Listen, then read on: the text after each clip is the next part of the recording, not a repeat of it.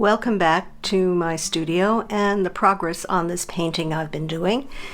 This is the second step in painting this watercolor. It is on 11 by 14 paper, watercolor paper, and I have added some more color and washes into the watercolor.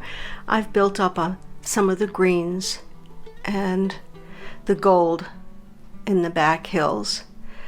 I put a color of just a light reddish brown on the roof of this building and some shadows in the window areas on the back of the building.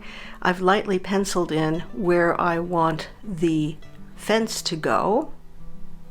I've also built up on the neutral shadows and grasses in the foreground right here, trying to keep it a little bit more textured the closer to the foreground it is, and then blending it a little bit more the further it gets away. Now this is only the second step in this particular painting. I try to avoid putting too much color on these trees. I can't easily keep them white. I do not use a frisket or anything to block the paint. What will probably happen is I'll use a dark gray or brown on these trees. I added a bit more purples and golds on the mountain. So that's my second step. Now the sky is in need of color, most definitely. I wasn't looking to do a very bright blue. My initial washes were in a cerulean blue and I kept it very, very light, but I will build on that and keep it diffused so it looks like there's sky and clouds moving in the sky.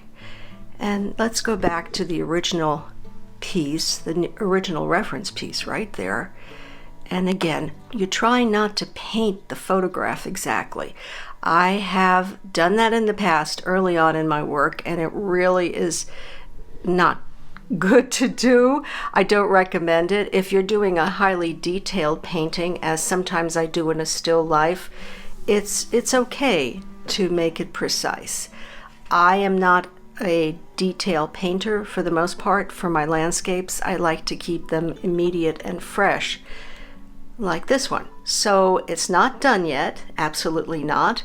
We'll be working on it some more, so I will keep you updated in the next segment as we start building in a little bit more texture and a little bit more shadows and darker values.